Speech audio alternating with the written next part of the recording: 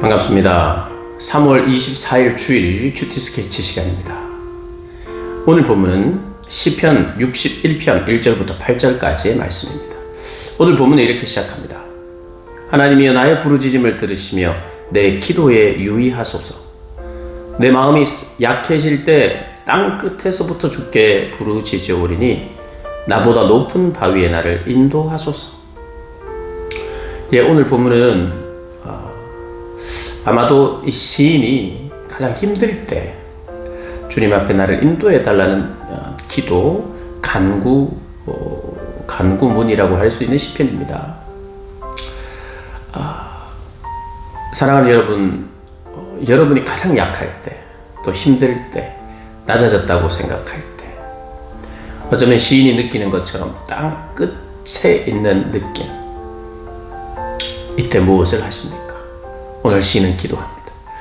우리는 힘들고 어려울 때요, 때로는 쉬기도 하고 여행을 가기도 하고 음악을 듣기도 하고 친구들을 만나기도 하고 여러 가지 다양한 방법으로 그 힘듦을 이겨냅니다.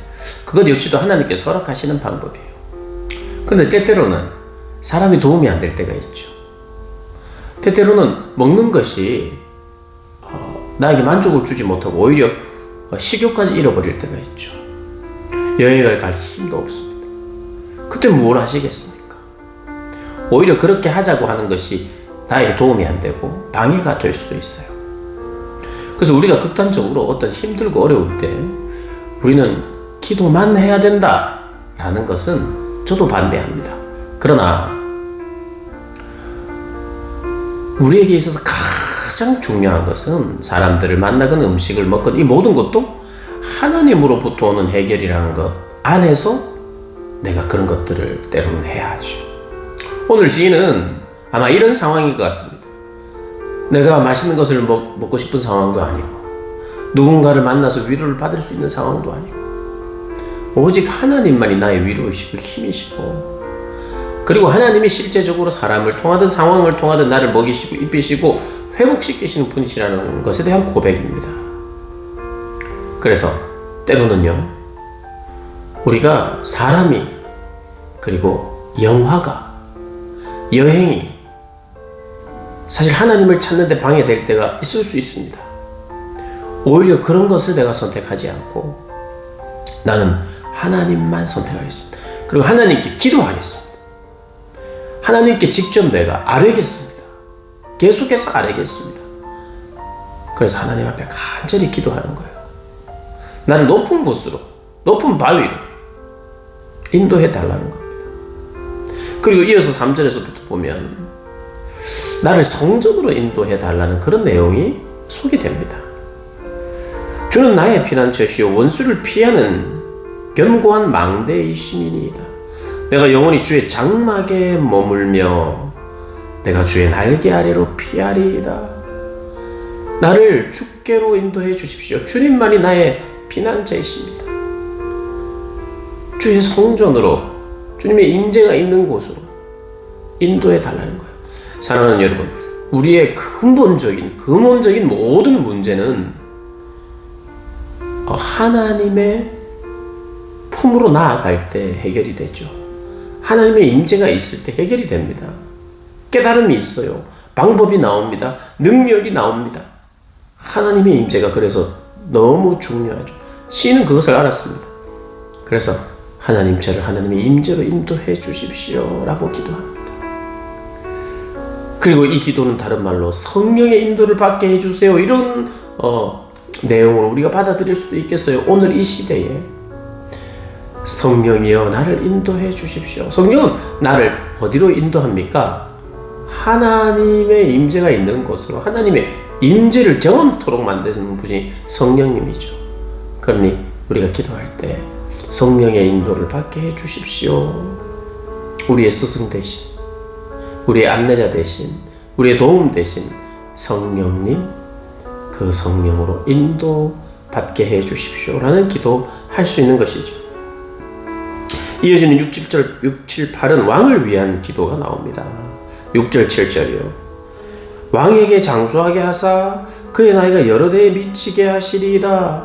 뜬금없이 갑자기 왕을 위해서 기도한다. 뜬금없는 것 같지만 연결이 되죠. 개인의 지금 현재 특별히 고대 사회는 개인의 안녕은 그 나라의 권세자인 왕의 안녕과 직결되어 있죠. 아마도 이것은 많은 학자들이 포로기에 땅 끝에 있고 가장 약할 때 포로기를 살아가는 이들의 시가 아닌가 이렇게 추측하는데 굉장히 일리가 있죠. 그때 필요한 것은 무엇입니까? 왕권이 회복되고 왕이 장수하고 왕이 건재해야 되는 것이니까.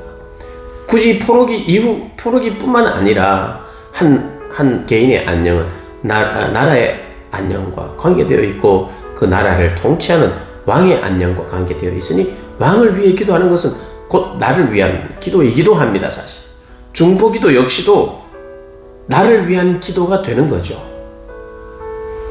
그래서 그가 영원히 하나님 앞에서 거주하리니 인자와 진리를 예비하사 그를 보호하소서. 왕도 하나님 앞에 늘 있게 해주십시오.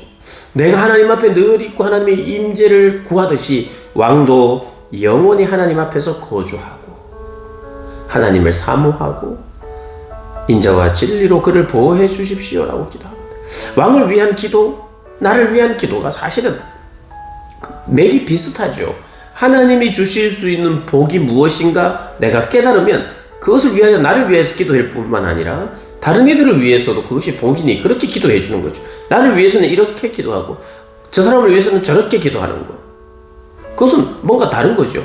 내가 하나님의 말씀을 통해서 깨닫는 바 정말 좋은 것을 나에게 하나님 주시고 그 다음 좋은 것을 저에게 주는 것이 아니라 하나님 저에게 주실 이 좋은 것 그들에게도 주실 줄 믿는다고 하는 게 그게 기도죠. 그러니 중보기도는 물론 상황에 따라 그에게 필요한 것을 구해주는 섬김의 차원에서는 그가 원하는 것을 구하는 것이 맞지만 사실은 중보기도 역시도 그 사람의 복을 빌어주는 것이 그에게 임하는 그 복이 나에게도 임하기를 원하는 마음이 있어야 제대로 기도하는 거죠.